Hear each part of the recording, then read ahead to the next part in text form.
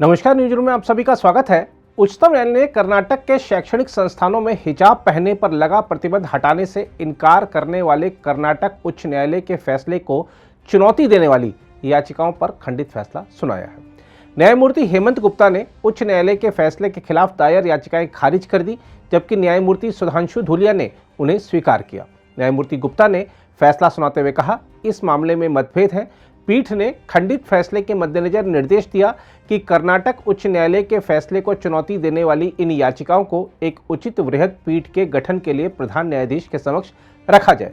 इस बीच वकीलों ने बताया है कि अभी हाई कोर्ट का फैसला लागू रहेगा, क्योंकि एक जज ने याचिका को खारिज किया है और दूसरे ने उसे खारिज नहीं किया है। वकील वरुण सिन्हा ने कहा है कि अब हाई कोर्ट का फैसला तब तक जारी रहेगा जब तक किसी बड़े बेंच का फैसला नहीं आ जाता है। उधर इस मामले में जहां न्यायमूर्ति हेमंत गुप्ता ने उच्च न्यायालय के निर्देश के खिलाफ दायर याचिकाओं को खारिज कर दिया, वहीं न्यायमूर्ति सुधांशु धूलिया ने कहा है कि उन्होंने कर्नाटक उच्च न्यायालय के फैसले के खिलाफ दायर याचिकाएं स्वीकार की हैं।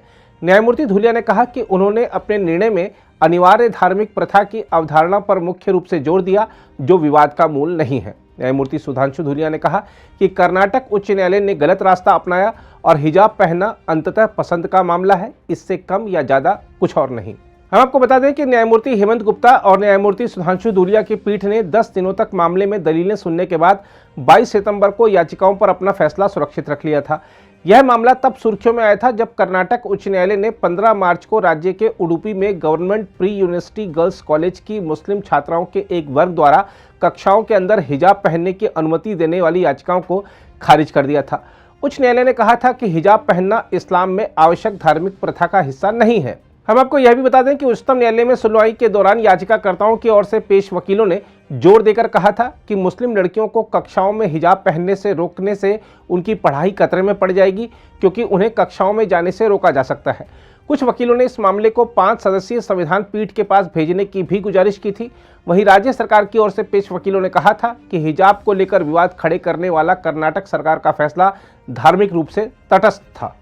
जहां तक उच्चतम न्यायालय की बात है, तो हम आपको यह भी याद दिलाना चाहेंगे कि कक्षा के अंदर हिजाब पहनने की जिद पर अड़ी कुछ छात्राओं की याचिकाओं पर तत्काल सुनवाई से उच्चतम न्यायालय ने पहले इनकार करते हुए यह भी कहा था कि परीक्षाओं का इस मामले से कोई लेना देना नहीं है। जहां तक यह मामला शुरू कब और कैसे हुआ था इसकी बात है, तो आपको बता दें कि इस साल 1 जनवरी को कर्नाटक के उडुपी में एक कॉलेज की 6 छात्राएं कैंपस फ्रंट ऑफ इंडिया द्वारा आयोजित एक संवाददाता सम्मेलन में शामिल हुई थी और उन्होंने हिजाब पहनकर कक्षा में प्रवेश करने से रोकने पर कॉलेज प्रशासन के खिलाफ रोष व्यक्त किया था। कक्षाओं में हिजाब पहनने की अनुमति मांगने का मुद्दा तब एक बड़ा विवाद बन गया था जब कुछ हिंदू छात्र भगवा शॉल पहनकर आने लगे थे। इसके बाद शैक्षणिक संस्थानों को कुछ दिनों के लिए बंद कर दिया गया था। इसके बाद कर्नाटक सरकार ने 5 फरवरी को एक आदेश जारी कर उन वस्त्रों को पहनने पर रोक लगा दी थी, जिससे स्कूल और कॉलेज में समानता, अखंडता और सार्वजनिक व्यवस्था बाधित होती है। बाद में मुस्लिम लड़कियों ने राज्य सरकार के इस आदेश को उच्च न्यायालय में चुनौती दी थी। अब आप समझिए कि जब यह मामला कर्नाटक उच्च न्यायालय पहुंचा तो अदालत ने क्या कहा था। कर्नाटक में 3 न्यायाधीशों की पीठ ने कहा था कि स्कूल की वर्दी का नियम एक उचित पाबंदी है और संवैधानिक रूप से स्वीकृत है, जिस पर छात्राएं आपत्ति नहीं उठा सकती।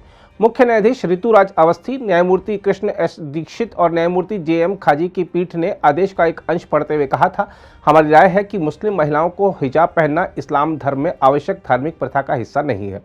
पीठ ने यह भी कहा था कि सरकार के पास 5 फरवरी 2022 के सरकारी आदेश को जारी करने का अधिकार है और इसे अवैध ठहराने का कोई मामला नहीं बनता है।